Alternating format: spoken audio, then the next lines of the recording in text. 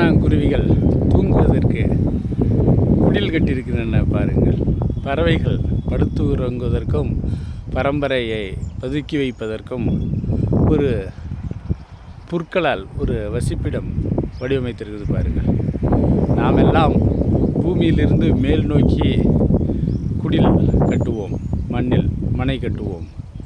ஆனால் குருவிகள் தவறுங்க, தலைகீழாக கட்டியிருப்பாங்க, மேலே இருந்து கீழ் நோக்கி.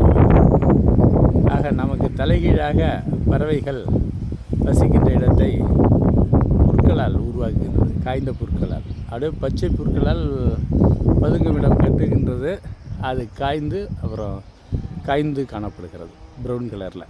பாருங்கள், அது ஒரு குருவி மேலே உட்காந்து பாருங்கள், அந்த பக்கத்தில் நின்றுட்டுருக்கு.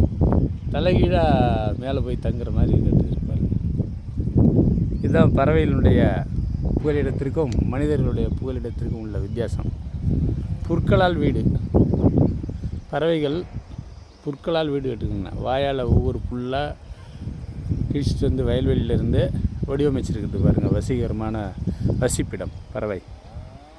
இந்த காணொலியில் பறவைகளின் வசிப்பிடத்தை கண்டு நீங்கள் தூக்கணாங்குருவியின் தூங்குமிடம். ஓகே.